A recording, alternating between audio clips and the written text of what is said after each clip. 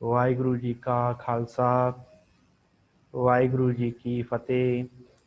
ਗੁਰੂ ਪਿਆਰੀ ਗੁਰੂ ਸਵਾਰੀ ਸਾਧ ਸੰਗਤ ਜੀ, ਆਪ ਵੱਡਿਆਂ ਭਾਗਾਂ ਵਾਲੇ ਹੋ ਜੋ ਹਰ ਰੋਜ਼ ਇਸ ਗੁਰਮਤਿ ਕਲਾਸ ਵਿੱਚ ਜੁੜ ਕੇ ਗੁਰਬਾਣੀ ਸੰਥਿਆ ਦਾ ਲਾਹਾ ਪ੍ਰਾਪਤ ਕਰਦੇ ਹੋ।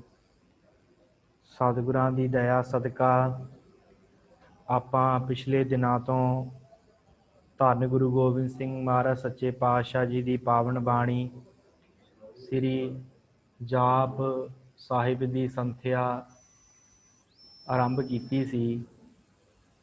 ਸੋ ਇਸ ਪਾਵਨ ਬਾਣੀ ਦੇ ਆਪਾਂ ਹੁਣ ਤੱਕ 144 ਜਿਹੜੇ ਬੰਦ ਹਨ ਉਹ ਕਰ ਚੁੱਕੇ ਹਾਂ।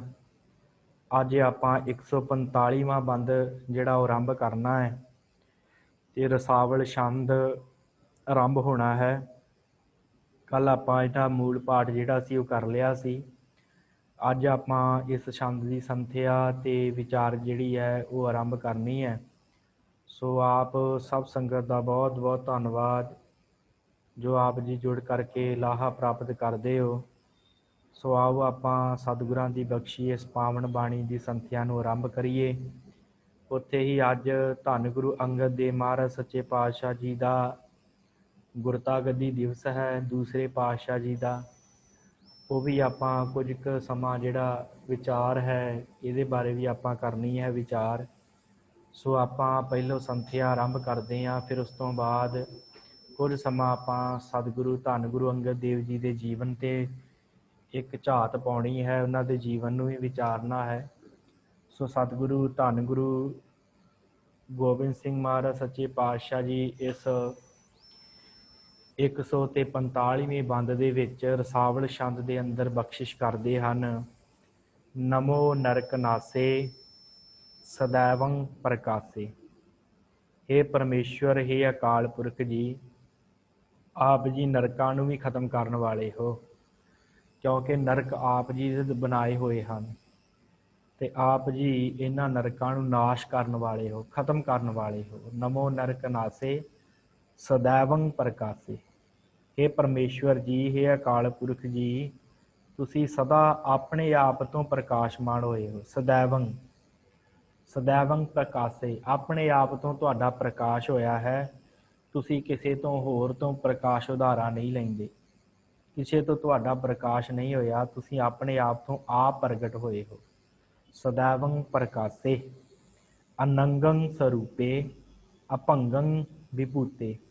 ਤੇ ਵਾਹਿਗੁਰੂ ਜੀ ਆਪ ਜੀ ਦਾ ਸਰੂਪ ਕਿਸ ਤਰ੍ਹਾਂ ਦਾ ਹੈ? ਅਨੰਗੰ। ਆਪ ਜੀ ਬਿਨਾਂ ਅੰਗਾਂ ਤੋਂ ਹੈ, ਕੋਈ ਅੰਗ ਰਹਿਤ ਹੋ ਤੁਸੀਂ, ਕੋਈ ਵੀ ਅੰਗ ਨਹੀਂ ਹੈ ਤੁਹਾਡਾ। ਅਭੰਗੰ ਵਿਭੂਤੇ, ਅਭੰਗ ਨਾਸ਼। ਵਿਭੂਤ ਦਾ ਅਰਥ ਹੁੰਦਾ ਹੈ ਪ੍ਰਤਾਪ, ਤੇਜ, ਅਚਰਜਤਾ।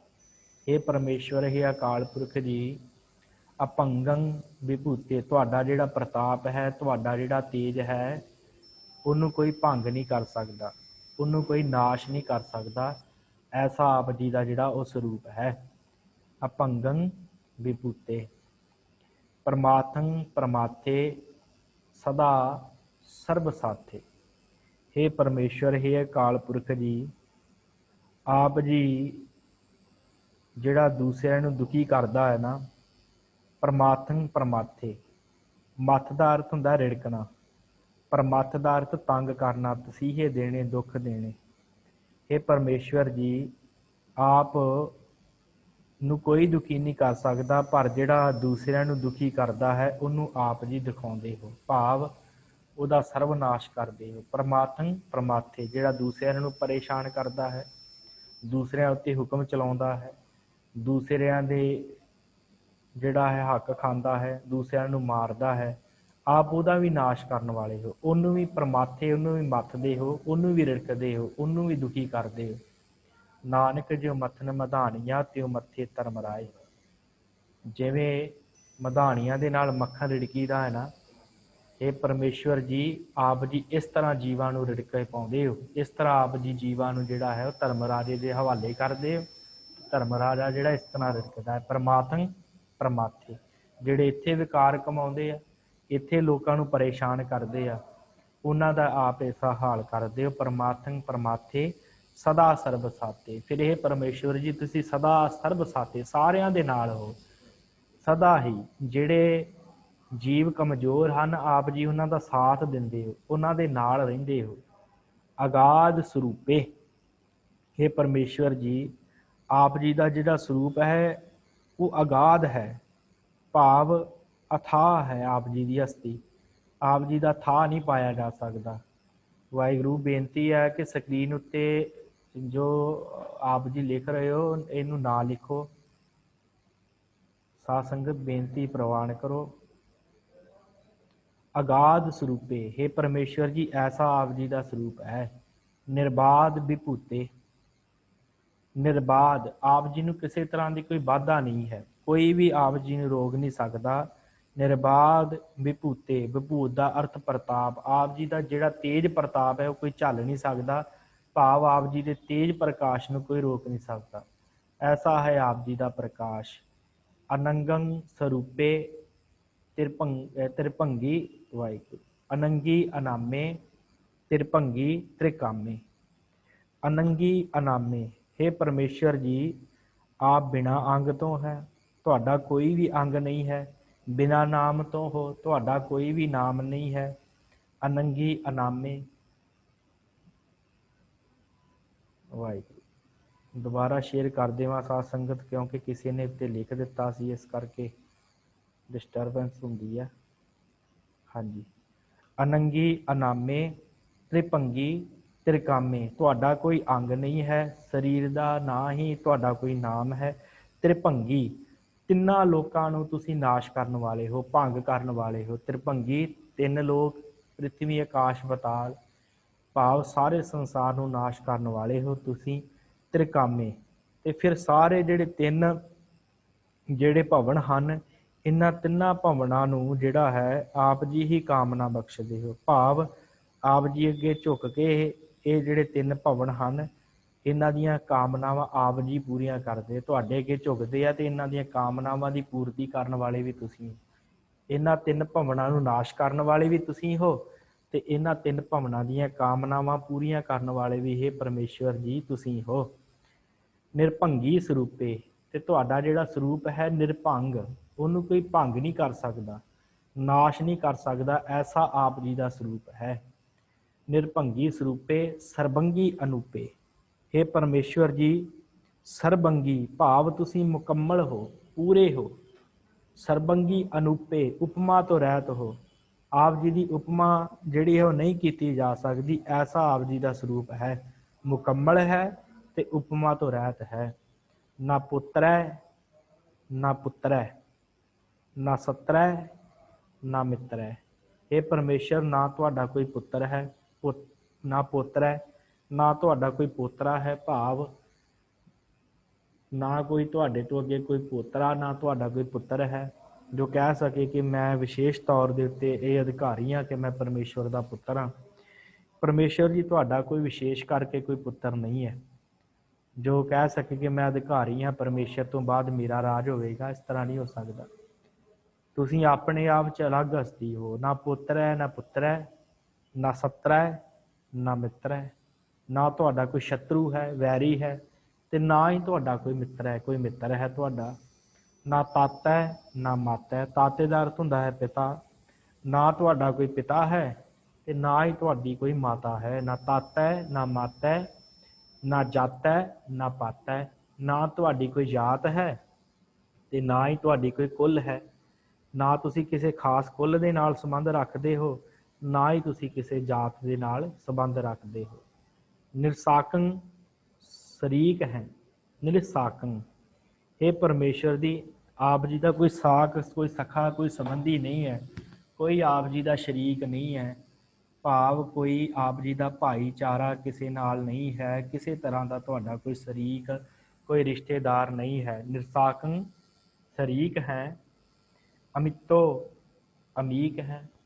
ਅਮਿੱਤੋ ਭਾਵ ਜਿਹੜਾ ਮਿਲਿਆ ਨਾ ਜਾਵੇ। ਅਮਿੱਤੋ, ਅਮਿੱਤੋ ਨਹੀਂ ਪੜ੍ਹਨਾ, ਇਹਨੂੰ ਅਮਿੱਤੋ ਪੜ੍ਹਨਾ। ਅਮਿੱਤੋ ਭਾਵ ਜਿਹੜਾ ਤੋਲਿਆ ਮਿਣਿਆ ਨਾ ਜਾ ਸਕੇ। ਮਿੱਤੋ ਦਾ ਅਰਥ ਹੁੰਦਾ ਹੈ ਤੋਲਿਆ ਜਾਣ ਵਾਲਾ। अमितो का अर्थ जिहड़ा तोलिया मिणिया ना जा सके। अमितो अमीक है, हे परमेश्वर जी आप जी नूं तोलिया मिणिया नहीं जा सकता। अमीक का अर्थ हुंदा डूंगा, आप जी बहुत डूंगे हो, आप जी नूं मिणिया तोलिया नहीं जा सकता कि परमेश्वर इन्ना लंबा है, इन्ना चौड़ा है जां इत्थों तक फैलिया होया है। इस तरह आप जी की डूंघाई का, आप जी का था जिहड़ा है वो नहीं पाया जा सकता। अमितो अमीक है।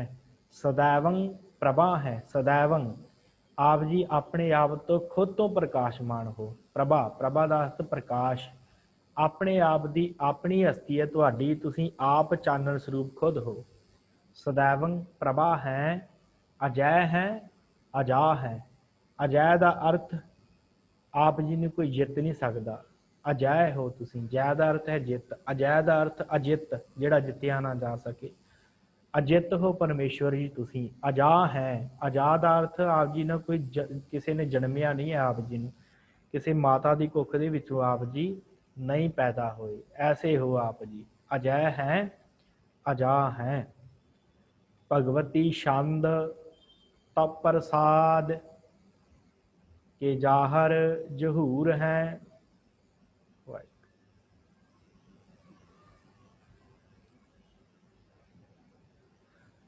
के जाहर जहूर हैं, के हाजिर हजूर हैं।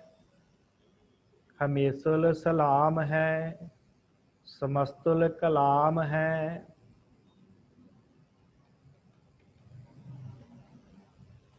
के साहिब दिमाग हैं, के हुस्नल चराग हैं। के कामल करीम है, के राजक रहीम है। के रोजी दिहंद है, के रोजी दिहंद है। के राजक रहिंद है। वाहिगुरु। के रोजी दहिंद है, के राजक रहिंद है। करीमुल कमाल है, के हुस्नल जमाल है। गनीमुल खिराज है, गरीबुल निवाज है। हरीफुल सिकन है, हिरासुल फिकन है। कलंकं प्रणास है, समस्तुल निवास है। अगंजुल गनीम है, रजाइक रहीम है। समस्तुल जुबां है, के साहिब के राह हैं। के नरकं प्रणास हैं, बैस्तुल निवास हैं। के सरबुल गवन है, हमेशुल रवन है। तमामुल तमीज़ हैं, समस्तुल अजीज हैं। परं परम ईस हैं, समस्तुल आदीस हैं। आदेशुल आलेख हैं, हमेशुल अपेख हैं। जमीनुल जमा है, जमीनुल जमा है। अमीकुल इमा है, करीमुल कमाल है। के जुरत जमाल है, के अचलंग प्रकाश हैं। के अमितो सुभाष हैं, के अजब स्वरूप हैं। के अमितो विभूत हैं, के अमितो पसा हैं। के आत्म प्रभा हैं, के अचलंग अनंग हैं। के अमितो अभंग हैं। सो सतगुरु धन गुरु गोबिंद सिंह महाराज सच्चे पातशाह इस छंद के अंदर भगवती छंद दूसरा है। इस दूसरे भगवती छंद के अंदर सतगुरु बख्शिश करते हैं भगवती छंद। वाहिगुरू।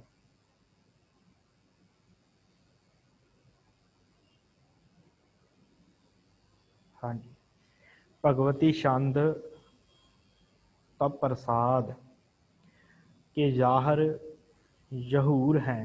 याहर यहूर का अर्थ होंदा है प्रकाश, याहर का अर्थ होंदा है प्रतख।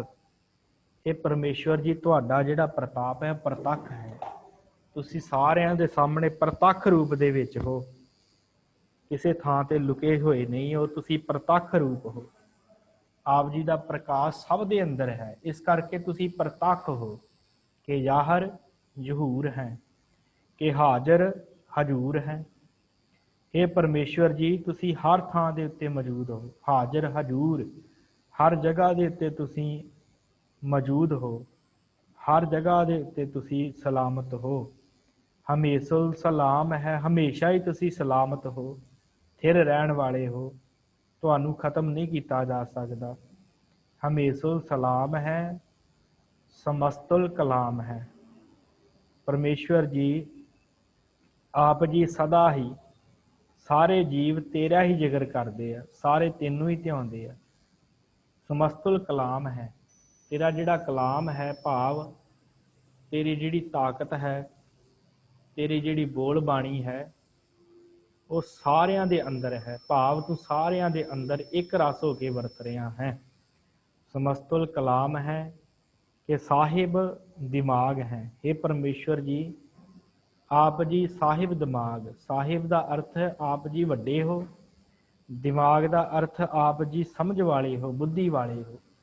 सब तो श्रेष्ठ बुद्धि आप जी दी है, सब तो उच्ची बुद्धि आप जी दी है, सब नूं मत तुसीं देंदे हो। इस करके सारियां मत्तां सारा ज्ञान तुहाडे तो उत्पन्न होया है। इस करके तुसीं दिमाग दे बुद्धि दे भी जिहड़े दाते हो। साहिब दिमाग है कि हुसनल चिराग हैं। हुसनल चिराग, हुसन का अर्थ होंदा है सुंदरता, तुसीं सुंदरता दे चिराग हो। चिराग का अर्थ इत्थे आपां चिराग जिवें दीवा हुंदा है, इत्थे आपां अर्थ करांगे जिवें चानण का चिराग हुंदा है, चानण। आप जी सुंदरता की मूर्त हो, सुंदरता दे चिराग हो, भाव सुंदरता दे लो हो, सुंदरता का प्रकाश हो आप जी, ऐसे हो। हुसनल चिराग हैं कि कामल करीम है। हे परमेश्वर करीम का अर्थ होंदा है बख्शिश करने वाला, कामल का अर्थ मुकम्मल। आप जी मुकम्मल हो, करीम बख्शिश करने वाले हो। कि राज रहीम है, सारियां नूं रिजक देण वाले हो, सारियां उत्ते रहम करने वाले हो। कि रोजी दिहंद है, वाहिगुरू के रोजी दिहंद है, आप सब नूं रोजी रिजक देण वाले हो। दिहंद रोजी दहिंद, सब नूं रोजी देंदे हो, सारियां नूं पालण वाले हो। कि राजक रहिंद है, कि सारियां नूं रिजक देण वाले भी तुसीं हो, आप हो। रहिंद का अर्थ हुंदा रहाई देण वाले, मुक्ति दाता भी तुसीं आप हो। कि करीमल कमाल है, करीमुल कमाल है। हे परमेश्वर जी करीमुल आप जी पूर्ण तौर पर जीवां ते बख्शिश करने वाले हो। करीमल कमाल है कि हुसनल जमाल है। फिर आप कोमल ते सुंदरता वाले हो। जमाल का अर्थ है कोमल, आप जी सुंदर हो ते कोमल हो, ऐसा आप जी का स्वरूप है। गनीमुल खिराज है, गरीबुल निवाज है। गनीमुल खिराज, गनीमुल का अर्थ होंदा है दुश्मन, खिराज का अर्थ होंदा है टैक्स, जिन्हों कह लो कर। आप जी जिहड़े दुश्मन हैं, जिहड़े संतां नूं तंग करते हैं, गुरमुखां नूं तंग करते हैं, उन्हां नूं आप जी भारी दंड देंदे हो, उन्हां नूं आप जी भारी टैक्स लाउंदे हो, भाव उन्हां नूं दंड देण वाले हो, उन्हां नूं खुआर करन वाले तुसीं हो। गरीबुल निवाज है, फिर जिहड़े गरीबुल हैं, जिहड़े गरीब हैं, जिहड़े तुहाडे अगे झुकदे हैं, आप जी दे हुक्म दे अनुसार चलदे हैं, उन्हां नूं नवाजदे हो, उन्हां ते बख्शिश करदे हो, उन्हां नूं बख्शदे हो। हरीफुल सिकन है, हरीफुल का अर्थ भी हुंदा है दुश्मन, शिकन का अर्थ खत्म करने वाले, हराउण वाले। आप जी दुश्मनां नूं हराउण वाले हो। हिरासुल फिकन है, हिरास का अर्थ होंदा है साध संगत डर, फिकन का अर्थ होंदा है परे सुट्टण वाला। आप जी डर नूं परे सुट्टण वाले हो, भाव आप जी नूं किसी तरह का कोई डर नहीं है। हिरासुल फिकन है। कलंकं प्रणास है। ये परमेश्वर जी आप जी दे उत्ते कोई कलंक नहीं लगा। आप जी किसी तरह के कोई कलंक दे धारनी नहीं हो, किसी तरह का कोई आप दे उत्ते कलंक नहीं है, सगों आप जी दूसरिਆਂ ਦੇ कलंकां ਨੂੰ दूर करने वाले हो। कलंकं प्रणास है, सब दे कलंक खत्म करने वाले हो।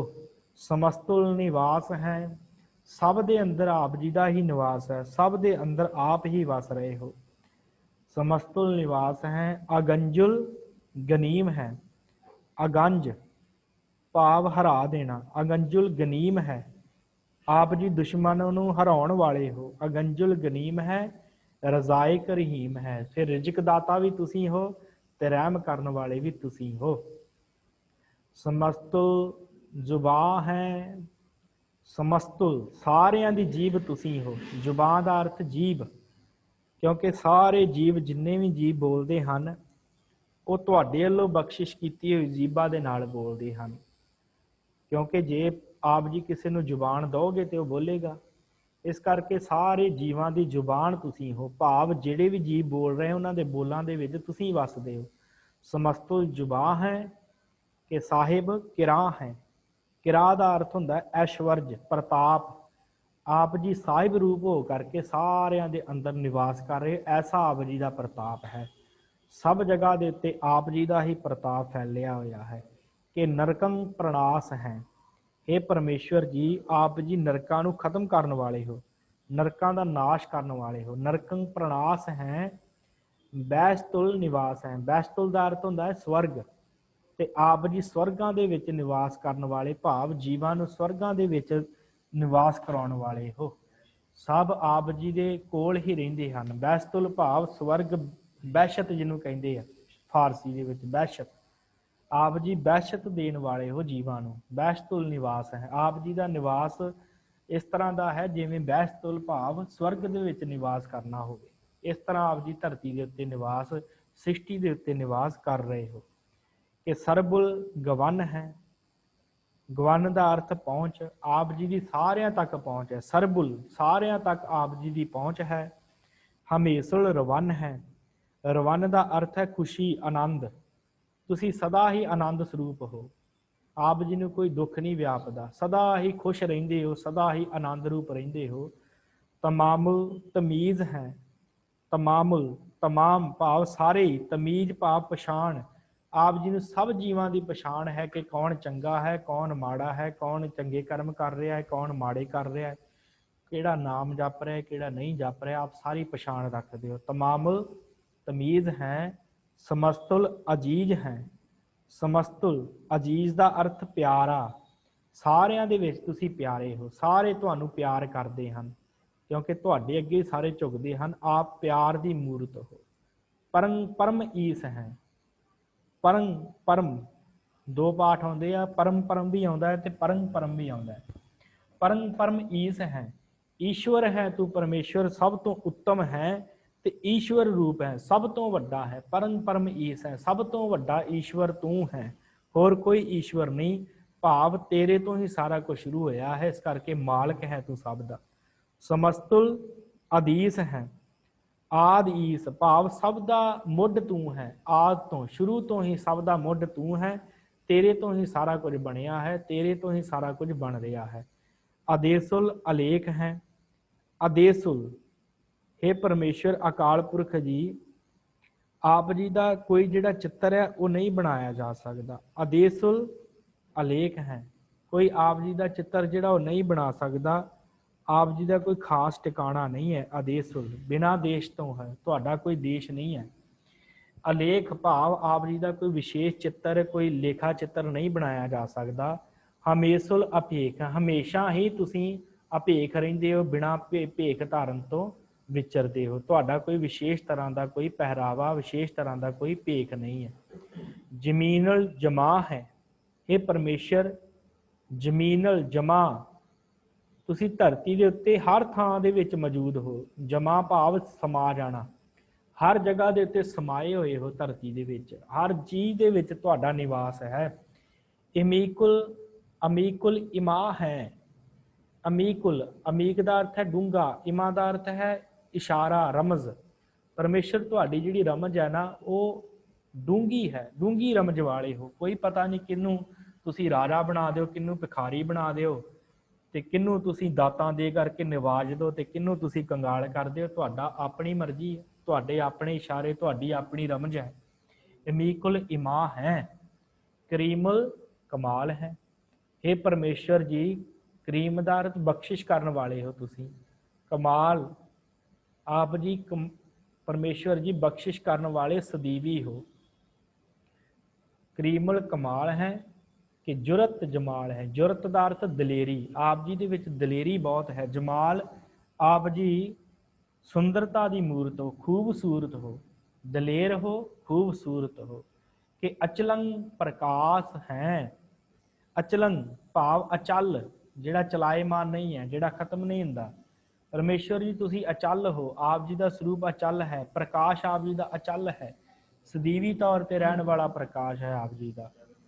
कि अमितो सुभाष है, हे परमेश्वर जी अमितो आप जी का जिहड़ा सुभाष आप जी की जिहड़ी सुगंधी है ना वो मिणी नहीं जा सकती, क्योंकि सब जगह सब फुलों के विच तुहाडी सुगंधी है, हर जीव दे विच तुहाडी सुगंधी है, मिणी नहीं जा सकती।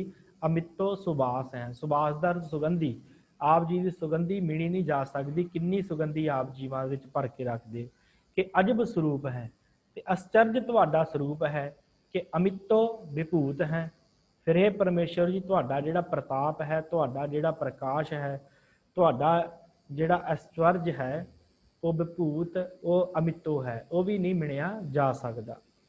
कि अमितो पसा है, तो आप जी का जिहड़ा पसारा आप जी ने खिलारिया होया है, जिन्ना भी कुछ बनाया होया है ਉਹਦਾ भी कोई अंत नहीं पाया जा सकता, ਉਹਨੂੰ भी मिणिया नहीं जा सकता। अमितो पसा है, उस पसारे नूं भी जिहड़ा मिणिया नहीं जा सकता। कि आत्म प्रवाह है, हे परमेश्वर जी फिर तुसी सारिਆਂ ਦੇ अंदर आत्मा स्वरूप हो करके चानन दे रहे हो।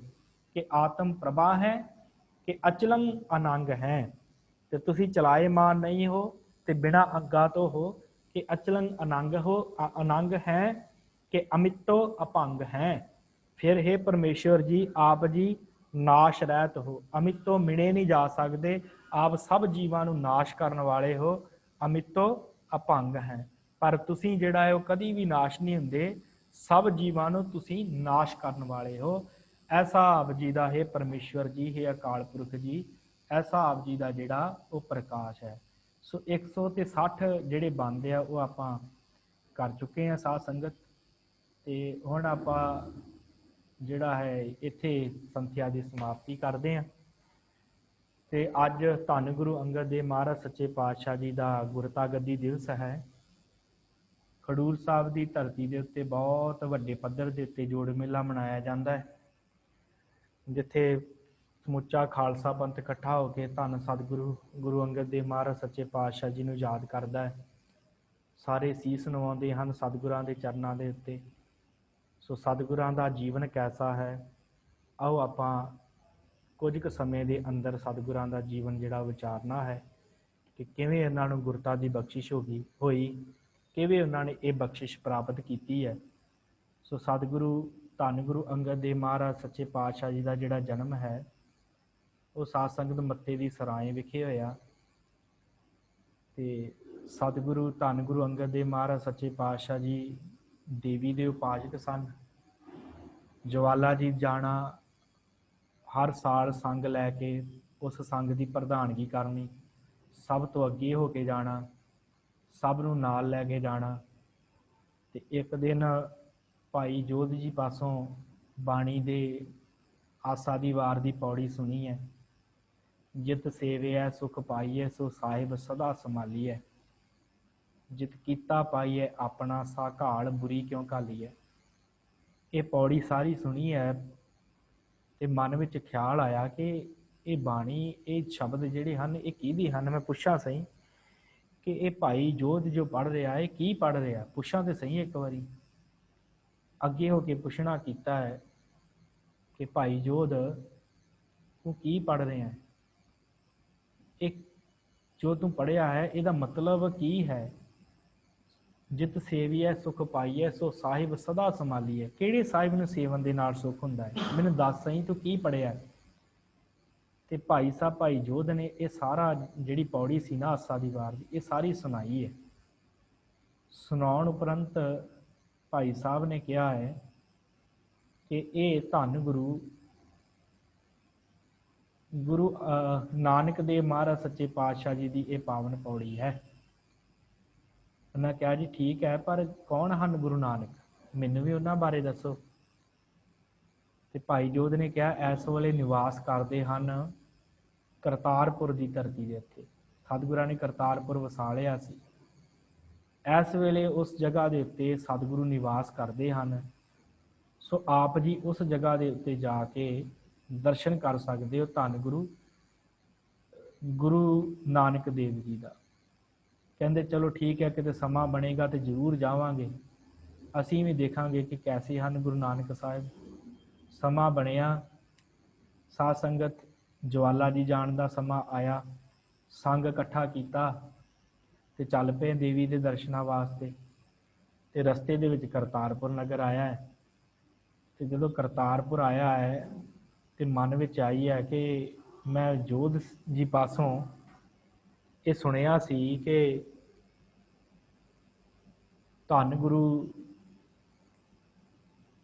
ਗੁਰੂ ਨਾਨਕ ਸਾਹਿਬ ਸੱਚੇ ਪਾਤਸ਼ਾਹ ਜਿਹੜੇ ਹਨ ਉਹਨਾਂ ਦੀ ਬੜੀ ਵਡਿਆਈ ਹੈ, ਤੇ ਕਿਉਂ ਨਾ ਮੈਂ ਉਹਨਾਂ ਦੇ ਜਿਹੜੇ ਦਰਸ਼ਨ ਉਹ ਕਰਾਂ। ਸਾਧ ਸੰਗਤ ਇਹ ਸਤਿਗੁਰਾਂ ਦੇ ਕੋਲ ਆਏ ਆ। ਧੰਨ ਗੁਰੂ ਨਾਨਕ ਸਾਹਿਬ ਸੱਚੇ ਪਾਤਸ਼ਾਹ ਜੀ ਦੇ ਹਜ਼ੂਰ ਜਦੋਂ ਆਏ ਆ, ਬੜੀ ਸੁੰਦਰ ਉਸ ਸਮੇਂ ਦੀ ਸਾਖੀ ਇਤਿਹਾਸਕਾਰਾਂ ਨੇ ਲਿਖੀ ਹੈ।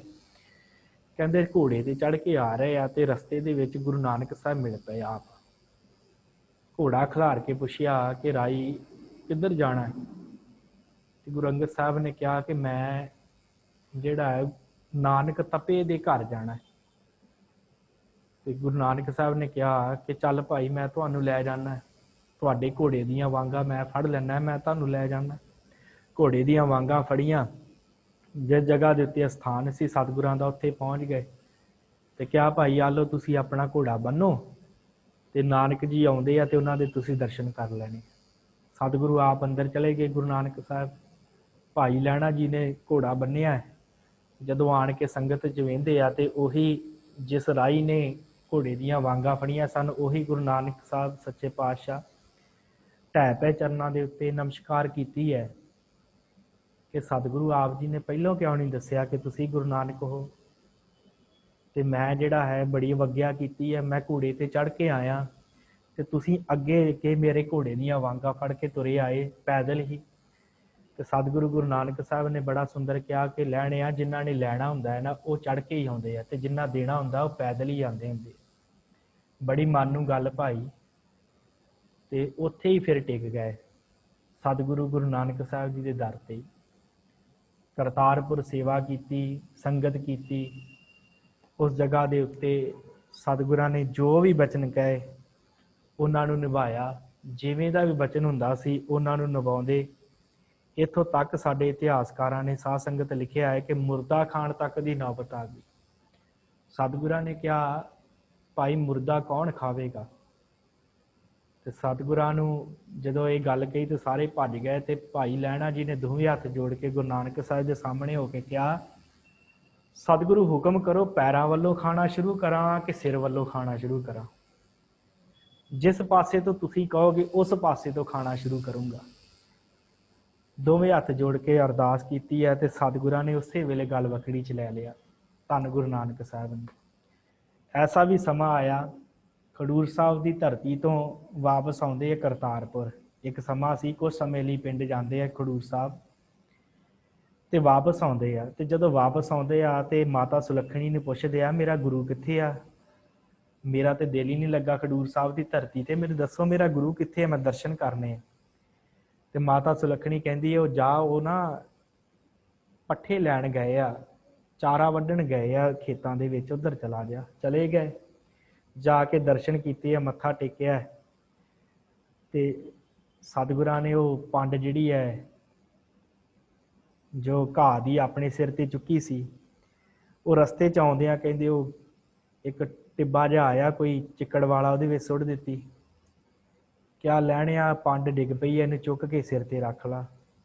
ਨਵੇਂ ਕੱਪੜੇ ਪਾਏ ਸੀ, ਪਿੰਡੋਂ ਆਏ ਸੀ, ਕੋਈ ਬਚਨ ਦੂਸਰਾ ਨਹੀਂ ਕੀਤਾ, ਉਸੇ ਵੇਲੇ ਪੰਡ ਚੁੱਕੀ ਤੇ ਆਪਣੇ ਸਿਰ ਤੇ ਧਰ ਲਈ, ਘਰ ਲੈ ਗਏ। ਘਰ ਜਾਂਦਿਆਂ ਮਾਤਾ ਸੁਲੱਖਣੀ ਸਾਹਮਣੇ, ਮਾਤਾ ਜੀ ਨੇ ਕਿਹਾ ਤੁਸੀਂ ਕਿਹੋ ਜਿਹੇ ਕੰਮ ਕਰਦੇ ਹੋ, ਆਪਣੇ ਸੇਵਕ ਦੀ ਇੰਨੀ ਮਾੜੀ ਗੱਲ, ਤੁਸੀਂ ਉਹਦੇ ਸਿਰ ਤੇ ਗੰਦੀ ਪੰਡ ਪੱਠਿਆਂ ਦੀ ਚਕਾਤੀ। ਦੇਖੋ ਉਹਦੇ ਸੋਹਣੇ ਕੱਪੜੇ ਜਿਹੜੇ ਆ ਉਹ ਮਿੱਟੀ ਦੇ ਨਾਲ, ਘੱਟੇ ਦੇ ਨਾਲ, ਚਿੱਕੜ ਦੇ ਨਾਲ ਭਰ ਗਏ। ਗੁਰੂ ਨਾਨਕ ਸਾਹਿਬ ਨੇ ਆਖਿਆ ਬਾਬਾ ਬੁੱਢਾ ਜੀ ਭਲਾ ਦੱਸੋ, ਇਹਨਾਂ ਦੇ ਸਰੀਰ ਦੇ, ਇਹਨਾਂ ਦੇ ਕੱਪੜਿਆਂ ਦੇ ਉੱਤੇ ਭਲਾ ਇਹ ਚਿੱਕੜ ਦੇ ਦਾਗ ਪਏ ਆ? ਬਾਬਾ ਬੁੱਢਾ ਜੀ ਕਹਿੰਦੇ ਨਹੀਂ ਮਹਾਰਾਜ, ਚਿੱਕੜ ਦੇ ਦਾਗ ਨਹੀਂ ਮੈਨੂੰ ਨਜ਼ਰ ਆਉਂਦੇ, ਮੈਨੂੰ ਤੇ ਕੇਸਰ ਨਜ਼ਰ ਆਉਂਦਾ ਜਿਹੜਾ ਗੁਰਿਆਈ ਦੇ ਵੇਲੇ ਬਖਸ਼ਿਸ਼ ਹੁੰਦਾ। ਇਹ ਤੇ ਤੁਸੀਂ ਜਿਹੜਾ ਇਹਨਾਂ ਦੇ ਚਿੱਕੜ ਹੈ ਨਾ, ਇਹ ਚਿੱਕੜ ਨਹੀਂ, ਮੈਨੂੰ ਕੇਸਰ ਲੱਗਦਾ, ਜਿਵੇਂ ਗੁਰਿਆਈ ਦਾ ਇਸ ਸਮੇਂ ਆਪ ਜੀ ਦੇ ਉੱਤੇ ਕੇਸਰ ਪਾਇਆ ਜਾਂਦਾ ਹੈ ਨਾ, ਜਿਵੇਂ ਕੇਸਰ ਆਪ ਜੀ ਦੇ ਉੱਤੇ ਤੋਂਕਿਆ ਜਾਂਦਾ, ਇਸ ਤਰ੍ਹਾਂ ਮੈਨੂੰ ਲੱਗ ਰਿਹਾ ਜਿਵੇਂ ਆਉਣ ਵਾਲੇ ਸਮੇਂ 'ਚ ਲਹਿਣੇ ਦੇ ਉੱਤੇ ਵੀ ਕੇਸਰ ਜਿਹੜਾ ਉਹ ਛਿੜਕਿਆ ਜਾਵੇਗਾ। ਤੇ ਸਤਿਗੁਰਾਂ ਨੇ ਕਿਹਾ ਇਹ ਜਿਹੜਾ ਇਹਨੇ ਸਿਰ ਤੇ ਪੰਡ ਚੁੱਕੀ ਹੈ ਪੱਠਿਆਂ ਦੀ, ਇਹ ਪੰਡ ਪੱਠਿਆਂ ਦੀ ਹੈ? ਬਾਬਾ ਬੁੱਢਾ ਜੀ ਕਹਿੰਦੇ ਨਹੀਂ, ਮੈਨੂੰ ਗੁਰਿਆਈ ਦਾ ਛਤਰ ਲੱਗ ਲਿਆ ਮਹਾਰਾਜ, ਇਹ ਮੈਨੂੰ ਕੋਈ ਆਮ ਜਿਹੀ ਪੰਡ ਨਹੀਂ ਲੱਗ ਰਹੀ। ਸਤਿਗੁਰਾਂ ਨੇ ਇਸੇ ਤਰ੍ਹਾਂ ਬਹੁਤ ਪ੍ਰੀਖਿਆਵਾਂ ਲਈਆਂ, ਸਫਲ ਹੋਏ। ਤੇ ਫਿਰ ਭਾਈ ਸੱਤਾ ਦੇ ਬਲਵੰਡ ਨੇ ਇਹ ਗੱਲ ਕਹਿ ਦਿੱਤੀ ਕਿ ਉਲਟੀ ਗੰਗ ਵਹਾਏ ਹੋਣ।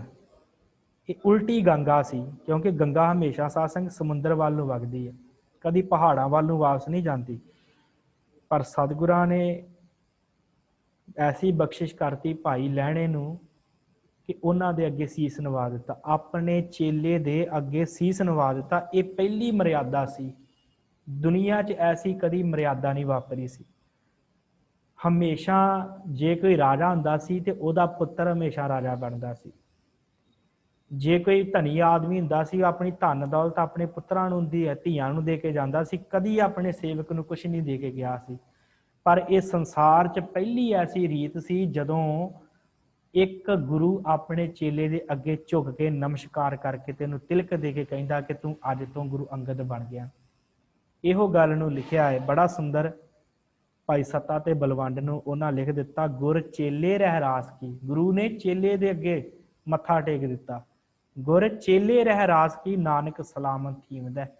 ਟਿਕਾ ਦਿੱਤਾ ਲੈਣੇ ਦੇ ਅੰਦਰ ਆਪਣਾ ਆਪ, ਦੱਸੈ ਟਿੱਕਾ ਨਿਤੋष ਜੀਵ ਦੇ। ਆਪਣੇ ਜੀਂਦਿਆਂ ਜੀ ਜਿਹੜਾ ਟਿੱਕਾ ਹੈ ਗੁਰਿਆਈ ਦਾ ਤਿਲਕ, ਗੁਰੂ ਨਾਨਕ ਸਾਹਿਬ ਨੇ ਗੁਰੂ ਅੰਗਦ ਸਾਹਿਬ ਸੱਚੇ ਪਾਤਸ਼ਾਹ ਜੀ ਦੇ ਮਸਤਕ ਦੇ ਉੱਤੇ ਲਾ ਦਿੱਤਾ।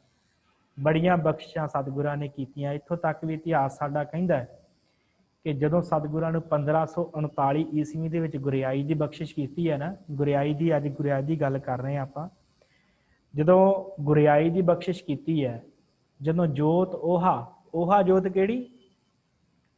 ਜਿਹੜੀ ਜੋਤ ਨਿਰੰਕਾਰੀ ਜੋਤ ਗੁਰੂ ਨਾਨਕ ਸਾਹਿਬ ਦੇ ਅੰਦਰ ਹੈ, ਜੋਤ ਓਹਾ ਜੁਗਤ ਸਾਏ। ਜੁਗਤ ਕਿਹੜੀ? ਮਰਿਆਦਾ, ਜਿਹੜੀ ਸਤਿਗੁਰਾਂ ਨੇ ਮਰਿਆਦਾ ਰੱਖੀ, ਜੋ ਗੁਰਮਤਿ ਦੀ ਸੋਝੀ ਉਹੀ ਰੱਖੀ। ਜੋ ਤੋਹਾ ਜੁਗਤ ਸਾਏ ਸਹਿ ਕਾਇਆ ਫੇਰ ਪਲਟੀ ਹੈ। ਫਿਰ ਸਤਿਗੁਰਾਂ ਨੇ ਕਾਇਆ ਪਲਟੀ ਕੀਤੀ। ਗੁਰੂ ਨਾਨਕ ਨੇ ਆਪਣਾ ਸਰੀਰ ਬਦਲ ਕੇ ਗੁਰੂ ਅੰਗਦ ਸਾਹਿਬ ਦਾ ਸਰੀਰ ਧਾਰਨ ਕੀਤਾ ਹੈ। ਲਹਿਣੇ ਦੀ ਫਿਰ ਆਈ ਹੈ, ਨਾਨਕਾ ਦੋਹੀ ਕੱਟੀ ਹੈ, ਜੋ ਤੋਹਾ ਜੁਗਤ ਸਾਏ ਸਹਿ ਕਾਇਆ ਫੇਰ ਪਲਟੀ ਹੈ। ਜਦੋਂ ਕਾਇਆ ਪਲਟੀ, ਸਤਿਗੁਰਾਂ ਨੇ ਨਮਸਕਾਰ ਕੀਤੀ ਧੰਨ ਗੁਰੂ ਅੰਗਦ ਦੇ ਮਹਾਰਾਜ ਸੱਚੇ ਪਾਤਸ਼ਾਹ ਜੀ ਦੇ ਚਰਨਾਂ ਤੇ 5 ਦਿਨ ਸਤਿਗੁਰੂ ਗੁਰੂ ਨਾਨਕ ਸਾਹਿਬ ਸਰੀਰ ਵਿੱਚ ਰਹਿੰਦੇ ਆ, 5 ਦਿਨ। ਤੇ ਸਾਡਾ ਇਤਿਹਾਸ ਕਹਿੰਦਾ ਹੈ ਕਿ ਗੁਰੂ ਨਾਨਕ ਸਾਹਿਬ ਜੀ ਗੁਰੂ ਅੰਗਦ ਦੇਵ ਜੀ ਨੂੰ ਗੁਰਤਾ ਗੱਦੀ ਤੇ ਬਿਠਾ ਕੇ ਬਾਬਾ ਬੁੱਢਾ ਜੀ ਕੋਲੋਂ ਤਿਲਕ ਲਵਾ ਕੇ ਆਪ ਸੰਗਤ ਵਿੱਚ ਬੈਠਦੇ ਸਨ। 5 ਦਿਨ ਸੰਗਤ ਵਿੱਚ ਸਤਿਗੁਰੂ ਗੁਰੂ ਨਾਨਕ ਸਾਹਿਬ ਜੀ ਬੈਠੇ। ਇਹ ਉਲਟੀ ਗੰਗਾ ਸੀ ਜਿਹੜੀ ਵਹਾਈ ਹੈ। ਕਦੀ ਸੰਸਾਰ ਤੇ ਵੀ ਨਹੀਂ ਹੋਇਆ ਕਿ ਇੱਕ ਗੁਰੂ ਨੇ ਆਪਣੇ ਚੇਲੇ ਦੇ ਅੱਗੇ ਸੀਸ ਨਵਾ ਦਿੱਤਾ ਹੋਵੇ। ਇਹੀ ਗੱਲ ਜਦੋਂ ਸੰਸਾਰ 'ਚ ਰੌਲਾ ਪੈ ਗਿਆ ਨਾ ਸਾਧ ਸੰਗਤ, ਕਿ ਗੁਰੂ ਨਾਨਕ ਅੱਜ ਤੱਕ ਕਿਸੇ ਅੱਗੇ ਨਹੀਂ ਝੁਕਿਆ। ਬੜੇ ਵੱਡੇ ਆਏ ਗੁਰੂ ਨਾਨਕ ਨੂੰ ਝੁਕਾਉਣ ਵਾਸਤੇ, ਕਾਜ਼ੀਆਂ ਵਰਗੇ, ਮੁਲਾਣਿਆਂ ਵਰਗੇ, ਜੋਗੀਆਂ ਵਰਗੇ, ਭੰਗਰਨਾਥ ਵਰਗੇ, ਪਤਾ ਨਹੀਂ ਕਿੰਨੇ, ਪਰ ਗੁਰੂ ਨਾਨਕ ਕਿਸੇ ਅੱਗੇ ਨਹੀਂ ਝੁਕਿਆ। ਪਰ ਅੱਜ ਪਤਾ ਲੱਗਾ ਸੰਸਾਰ ਦੇ ਲੋਕਾਂ ਨੂੰ ਕਿ ਗੁਰੂ ਨਾਨਕ ਇੱਕ ਦੇ ਅੱਗੇ ਝੁਕ ਗਿਆ। ਕੌਣ ਹੈ ਉਹ? ਜਦੋਂ ਸਿੱਧਾ ਨੂੰ ਪਤਾ ਲੱਗਾ ਨਾ ਇਹ ਗੱਲ ਦਾ, ਗੁਰੂ ਨਾਨਕ ਕਿਸੇ ਅੱਗੇ ਨਹੀਂ ਝੁਕਿਆ ਪਰ ਇੱਕ ਦੇ ਅੱਗੇ ਅੱਜ ਝੁਕ ਗਿਆ, ਤੇ ਉਹਨਾਂ ਨੂੰ ਪਤਾ ਲੱਗਾ ਕਿ ਖਡੂਰ ਸਾਹਿਬ ਦੀ ਧਰਤੀ ਦਾ ਇੱਕ ਮਨੁੱਖ ਆ ਜਿਹਦਾ ਨਾਮ ਅੰਗਦ ਹੈ। ਗੁਰੂ ਨਾਨਕ ਨੇ ਰੱਖਿਆ, ਲਹਿਣਾ ਨਾਮ ਹੈ, ਅੰਗਦ ਨਾਮ ਰੱਖਿਆ, ਤੇ ਉਹਦੇ ਅੱਗੇ ਗੁਰੂ ਨਾਨਕ ਝੁਕ ਗਿਆ। ਕਹਿੰਦੇ ਚਲੋ ਦੇਖਦੇ ਹਾਂ ਕਿੰਨਾ ਕੁ ਪ੍ਰਤਾਪੀ ਬੰਦਾ ਹੋਵੇਗਾ ਜਿਹਦੇ ਅੱਗੇ ਗੁਰੂ ਨਾਨਕ ਹੀ ਝੁਕ ਗਿਆ। ਜਿਹੜਾ ਗੁਰੂ ਨਾਨਕ ਕਿਸੇ ਦੇ ਅੱਗੇ ਨਹੀਂ ਝੁਕਿਆ। ਗੁਰੂ ਨਾਨਕ ਨਿਮਲ ਅਵਤਰਿਓ ਅੰਗ ਲੈਣੇ ਸੰਗ ਹੋ। ਜਿਹੜਾ ਗੁਰੂ ਨਾਨਕ ਕਿਸੇ ਅੱਗੇ ਨਹੀਂ ਝੁਕਿਆ, ਜਿਹਨੇ ਆਪਣਾ ਅੰਗ ਜਿਹੜਾ ਲੈਣੇ ਨੂੰ ਬਣਾ ਦਿੱਤਾ, ਉਹ ਕਿੱਡਾ ਕੁ ਵੱਡਾ ਮਨੁੱਖ ਹੋਵੇਗਾ। ਜਾ ਕੇ ਵੇਖੀਏ ਤੇ ਸਹੀ। ਇਰਦੀਆਂ ਸਿੱਧੀਆਂ ਦੇ ਨਾਲ ਪ੍ਰਗਟ ਹੋਏ ਖਡੂਰ ਸਾਹਿਬ ਦੀ ਧਰਤੀ ਤੇ। ਇਹ ਆ ਕੇ ਬੈਠੇ ਆ ਸੰਗਤ 'ਚ। ਸਭ ਤੋਂ ਪਹਿਲਾ ਸਵਾਲ ਇਹਨਾਂ ਪੁੱਛਿਆ ਕਿ ਗੁਰੂ ਨਾਨਕ ਕਿਸੇ ਅੱਗੇ ਨਹੀਂ ਝੁਕਿਆ, ਤੂੰ ਗੁਰੂ ਨਾਨਕ ਨੂੰ ਕਿਵੇਂ ਝੁਕਾ ਲਿਆ? ਇਹ ਸਵਾਲ ਕੀਤਾ ਸਿੱਧਾ ਨੇ ਕਿ ਗੁਰੂ ਨਾਨਕ ਅੱਜ ਤੱਕ ਕਿਸੇ ਅੱਗੇ ਨਹੀਂ ਝੁਕਿਆ, ਤੁਸੀਂ ਕਿਵੇਂ ਝੁਕਾ ਲਿਆ ਗੁਰੂ ਨਾਨਕ ਨੂੰ ਆਪਣੇ ਅੱਗੇ? ਸਾਨੂੰ ਇਹ ਦੱਸੋ। ਸਤਿਗੁਰਾਂ ਨੇ ਬੜੀ ਨਿਮਰਤਾ ਦੇ ਨਾਲ ਨੇਤਰ ਭਰ ਕੇ ਜਵਾਬ ਦਿੱਤਾ ਸੀ, ਸਿੱਧੋ ਤੁਹਾਨੂੰ ਭੁਲੇਖਾ ਹੈ, ਗੁਰੂ ਨਾਨਕ ਮੇਰੇ ਅੱਗੇ ਝੁਕ ਗਿਆ। ਤੁਹਾਨੂੰ ਬੜਾ ਵੱਡਾ ਭੁਲੇਖਾ ਹੈ ਸਿੱਧੋ, ਗੁਰੂ ਨਾਨਕ ਮੇਰੇ ਅੱਗੇ ਝੁਕ ਗਿਆ। ਅਸਲ 'ਚ ਗੁਰੂ ਨਾਨਕ ਮੇਰੇ ਅੱਗੇ ਝੁਕਿਆ ਨਹੀਂ। ਜਦੋਂ ਕੋਈ ਬੱਚਾ ਮਿੱਟੀ ਦੇ ਵਿੱਚ ਖੇਡ ਰਿਹਾ ਹੋਵੇ, ਚਿੱਕੜ ਦੇ ਵਿੱਚ ਖੇਡ ਰਿਹਾ ਹੋਵੇ, ਮਾਂ ਜਾਂਦੀ ਹੈ ਤੇ ਉਹਨੂੰ ਘੱਟੇ ਮਿੱਟੀ ਦੇ ਵਿੱਚੋਂ ਚੁੱਕ ਕੇ ਆਪਣੀ ਛਾਤੀ ਨਾਲ ਲਾ ਕੇ ਦੁੱਧ ਚੰਗਾਉਂਦੀ ਹੈ। ਸਿੱਧੋ ਅਸਲ 'ਚ ਗੁਰੂ ਨਾਨਕ ਝੁਕਿਆ ਨਹੀਂ। ਝੁਕਿਆ ਜ਼ਰੂਰ, ਪਰ ਮੇਰੇ ਵਰਗੇ ਮਾੜੇ ਜੀਵਨ ਵਾਲੇ ਨੂੰ, ਮੇਰੇ ਵਰਗੇ ਝੁਕੇ ਹੋਏ ਨੂੰ, ਵਿਕਾਰਾਂ ਵਿੱਚ ਲਿਬੜੇ ਹੋਏ ਨੂੰ ਗੁਰੂ ਨਾਨਕ ਨੇ ਚੁੱਕ ਕੇ ਆਪਣੀ ਛਾਤੀ ਨਾਲ ਲਾ ਕੇ ਇੱਕ ਤਖਤ ਤੇ ਬਿਠਾ ਦਿੱਤਾ। ਐਸਾ ਗੁਰੂ ਨਾਨਕ ਹੈ। ਤੇ ਫਿਰ ਸਿੱਧਾ ਨੇ ਵੀ ਦੋਵੇਂ ਹੱਥ ਜੋੜ ਕੇ ਨਮਸਕਾਰ ਕੀਤੀ ਕਿ ਹਾਂ, ਗੁਰੂ ਨਾਨਕ ਨੇ ਵਾਕਈ ਆਪਣੀ ਗੱਦੀ ਦਾ ਮਾਲਕ ਬੜਾ ਹੀ ਸ੍ਰੇਸ਼ਟ ਤੇ ਉੱਤਮ ਪੁਰਸ਼ ਨੂੰ ਚੁਣਿਆ। ਇਸ ਤਰ੍ਹਾਂ ਸਤਿਗੁਰੂ ਗੁਰੂ ਅੰਗਦ ਦੇਵ ਮਹਾਰਾਜ ਸੱਚੇ ਪਾਤਸ਼ਾਹ ਨੂੰ ਗੁਰਤਾ ਗੱਦੀ ਬਖਸ਼ਿਸ਼ ਹੋਈ। ਬੜੀਆਂ ਬਖਸ਼ਿਸ਼ਾਂ, ਬੜੀਆਂ ਰਹਿਮਤਾਂ ਖਡੂਰ ਸਾਹਿਬ ਦੀ ਧਰਤੀ ਤੇ ਸਤਿਗੁਰਾਂ ਨੇ ਵਰਤਾਈਆਂ। ਲੰਗਰ ਦੀ ਪਰੰਪਰਾ ਆਰੰਭ ਕੀਤੀ ਸਤਿਗੁਰਾਂ ਨੇ। ਉੱਥੇ ਉਸ ਜਗ੍ਹਾ ਦੇ ਉੱਤੇ ਮਾਤਾ ਖੀਵੀ ਜੀ ਨੂੰ ਜੋ ਲੰਗਰ ਦੀ ਸਾਰੇ ਪ੍ਰਬੰਧ ਸਤਿਗੁਰਾਂ ਨੇ ਸੰਭਾਲ ਦਿੱਤਾ ਹੈ। ਉੱਥੇ ਲੰਗਰ ਚੱਲਦਾ ਹੈ, ਲੰਗਰ ਦੌਲਤ ਵੰਡੀ ਹੈ, ਰਸ ਅੰਮ੍ਰਿਤ ਕੀਲ ਭਿਆਲੀ। ਲੰਗਰ ਤੇ ਦੌਲਤ ਦਾ ਉੱਥੇ ਲੰਗਰ ਲੱਗਦਾ, ਦੌਲਤ ਵੀ ਵੰਡੀ ਜਾਂਦੀ ਹੈ। ਅੰਮ੍ਰਿਤ ਖੀਰ ਜਿਹੜੀ ਹੈ ਉੱਥੇ ਵਰਤਾਈ ਜਾਂਦੀ ਹੈ। ਐਸਾ ਜਿਹੜਾ ਖਡੂਰ ਸਾਹਿਬ ਦੀ ਧਰਤੀ ਦੇ ਉੱਤੇ ਐਸਾ ਅਚਰਜ ਜਿਹੜਾ ਆ ਉਹ ਕਾਰਜ ਬਣਿਆ ਹੈ। ਸਿੱਖ ਆਉਂਦੇ ਆ, ਉੱਥੇ ਆਣ ਕੇ ਸੰਗਤ ਕਰਦੇ ਆ, ਪੰਗਤ ਕਰਦੇ ਆ, ਨਾਮ ਜਪਦੇ, ਸਿਮਰਨ ਕਰਦੇ, ਪਾਰ ਉਤਾਰਾ ਆਪਣਾ ਕਰਾਉਂਦੇ ਆ। ਇਸ ਤਰ੍ਹਾਂ ਸਤਿਗੁਰਾਂ ਨੇ ਆਪਣਾ ਜੀਵਨ ਜਿਹੜਾ ਬਤੀਤ ਕੀਤਾ। ਬਹੁਤ ਇਹਨਾਂ ਸਤਿਗੁਰੂ ਧੰਨ ਗੁਰੂ ਅੰਗਦ ਸਾਹਿਬ ਸੱਚੇ ਪਾਤਸ਼ਾਹ ਦੀ ਵਡਿਆਈ ਹੈ ਜੋ ਇਹਨਾਂ ਨੇ ਗੁਰੂ ਨਾਨਕ ਸਾਹਿਬ ਦੇ ਅੱਗੇ ਝੁਕ ਕੇ ਉਹ ਪ੍ਰਾਪਤ ਕਰ ਲਿਆ ਜਿਹੜਾ ਸਤਿਗੁਰਾਂ ਦੇ ਪੁੱਤਰ ਪ੍ਰਾਪਤ ਨਹੀਂ ਕਰ ਸਕੇ, ਜੋ ਕੁਝ ਕੋਈ ਹੋਰ ਸਿੱਖ ਨਹੀਂ ਪ੍ਰਾਪਤ ਕਰ ਸਕਿਆ। ਉਹ ਗੱਦੀ, ਉਹ ਤਖਤ ਧੰਨ ਗੁਰੂ ਨਾਨਕ ਸਾਹਿਬ ਨੇ ਬਖਸ਼ਿਸ਼ ਕਰ ਦਿੱਤਾ ਗੁਰੂ ਅੰਗਦ ਦੇਵ ਮਹਾਰਾਜ ਸੱਚੇ ਪਾਤਸ਼ਾਹ ਨੂੰ। ਅੱਜ ਦੇ ਦਿਨ ਸਤਿਗੁਰਾਂ ਨੇ ਝੁਕ ਕਰਕੇ ਗੁਰੂ ਅੰਗਦ ਦੇਵ ਜੀ ਨੂੰ ਜਿਹੜਾ ਹੈ ਇਹ ਗੁਰਤਾ ਬਖਸ਼ਿਸ਼ ਕੀਤੀ। ਸੋ ਸਤਿਗੁਰਾਂ ਦੇ ਗੁਰਤਾ ਗੱਦੀ ਦਿਵਸ ਦੀ ਆਪ ਸਭ ਨੂੰ ਬਹੁਤ ਬਹੁਤ ਵਧਾਈ। ਇੱਥੇ ਆਪਾਂ ਸਮਾਪਤੀ ਕਰਦੇ ਹਾਂ। ਆਪ ਸਭ ਸੰਗਤ ਦਾ ਧੰਨਵਾਦ। ਆਪ ਜੀ ਨੇ ਇਸੇ ਤਰ੍ਹਾਂ ਹੀ ਜੁੜਦੇ ਰਹਿਣਾ। ਸੋ ਦਾਸ ਹੁਣ ਬੇਨਤੀ ਕਰੇ ਕਿ ਆਪ ਜੀ ਨੇ ਜੇ ਕੁਝ ਪੁੱਛਣਾ ਹੈ ਤੇ ਆਪਣਾ ਮਾਈਕ ਔਨ ਕਰਕੇ ਆਪ ਜੀ ਪੁੱਛ ਸਕਦੇ ਹੋ। ਫਿਰ ਆਪਾਂ ਜਿਹੜੀ ਹੈ ਉਹ ਸਮਾਪਤੀ ਕਰੀਏ। ਹਾਂਜੀ, ਵਾਹਿਗੁਰੂ ਵਾਹਿਗੁਰੂ। ਠੀਕ ਹੈ ਸਾਧ ਸੰਗਤ, ਫਿਰ ਆਪਾਂ ਸਮਾਪਤੀ ਕਰਦੇ ਹਾਂ। ਆਪ ਸਭ ਸੰਗਤ ਦਾ ਬਹੁਤ ਬਹੁਤ ਧੰਨਵਾਦ। ਇੰਨੀਆਂ ਕੁ ਬੇਨਤੀਆਂ ਪ੍ਰਵਾਨ ਕਰਨੀਆਂ। ਬੁਲਾਓ ਫਤਿਹ। ਵਾਹਿਗੁਰੂ ਜੀ ਕਾ ਖਾਲਸਾ, ਵਾਹਿਗੁਰੂ ਜੀ ਕੀ ਫਤਿਹ।